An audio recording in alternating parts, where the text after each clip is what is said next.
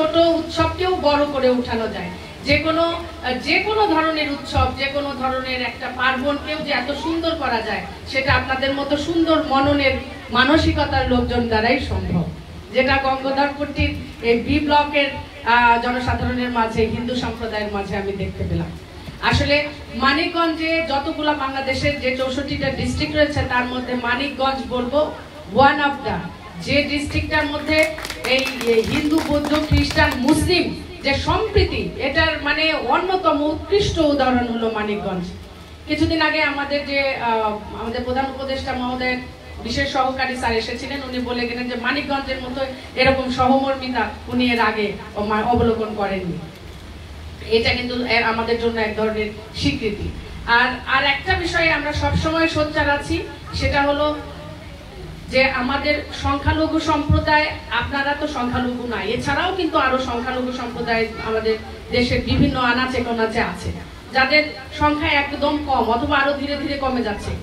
আমরা সেদিকে আরো বেশি দৃষ্টি রাখছি যে উনাদের কোনো বিষয়ে যাতে একটুকু উনাদের মনে দাগ না কাটে যে দেশের আইন শৃঙ্খলা পরিস্থিতি উনাদের জন্য খারাপ, এই বিষয়টার দিকে আমরা সবসময় নজর রাখছি।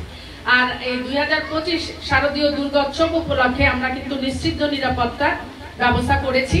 ইনশাআল্লাহ আগামীকাল বিসর্জনের মধ্য দিয়ে, দশমীর মধ্য দিয়ে এটা সুন্দরভাবে শেষ হবে, আমরা সবাই আশা রাখছি।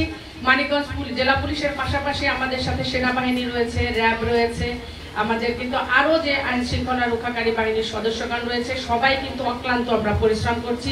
আমাদের আনসার ভাইরা আমাদের সাথে আছেন, ওনারা তো রাত দিন 24 ঘন্টা একদম স্ট্যাটিক ডিউটিটা ওনারা করে যাচ্ছেন, আমরা তো মোবাইল নিয়ে ডিউটি করছি, এবং আমাদের সাথে ওনাদের সার্বক্ষণিক সহযোগিতা রয়েছে। পাশাপাশি আপনাদের যারা এই যে স্বেচ্ছাসেবক কমিটির সদস্যরা আছেন, যারা আপনারাই কিন্তু মূল দায়িত্বটি পালন করছেন। আপনারা আপনাদের বাড়ির আশেপাশেই যেহেতু মন্দিরগুলো, প্রতিমা মণ্ডপগুলো রয়েছে, আপনারাই কিন্তু মূল দায়িত্বটি পালন করছেন, আমরা শুধুমাত্র একটি কোঅর্ডিনেশন করে দিচ্ছি। আর একটা বিষয় আপনারা সবসময় নিশ্চিত থাকবেন যে আমাদের মা বোনেরা আসছে পূজা মণ্ডপে, ওনারা উৎসব দেখতে আসছেন, উৎসব পালন করতে আসছেন, ওনাদের জন্য ইভটিজিং অথবা অন্য যে কোনো ধরনের যদি কোনো দুষ্কৃতিকারীরা যদি কোনো ধরনের অপতৎপরতা চালায়, তাহলে 100% অ্যাকশন সেখানে নেওয়া হবে। এটা আপনারা কিন্তু মনের মধ্যে এই বিশ্বাসটা আপনাদের থাকতে হবে। এবং আপনাদের আমি যে মা বোনদের মুখ দেখে আমার কাছে যেটা মনে হলো, আপনাদের চোখ দেখে যে অত্যন্ত স্বতঃস্ফূর্তভাবে আপনারা অংশগ্রহণ করছেন এবং আপনারা যে ভালো আছেন, এটা আমার কাছে দেখে মনে হয়েছে। আপনারা ভালো আছেন না সবাই? আচ্ছা। আর রাজেন্দ্র বাবু যে বক্তৃতা দিয়েছেন, উনি বললেন যে উনি বক্তৃতা দিতে পারেন না, কিন্তু উনি এত সহজভাবে এত শক্ত কথা বললেন, খুব ভালো লেগেছে আমার। আপনাদের সবার কথাবার্তা খুব ভালো লেগেছে।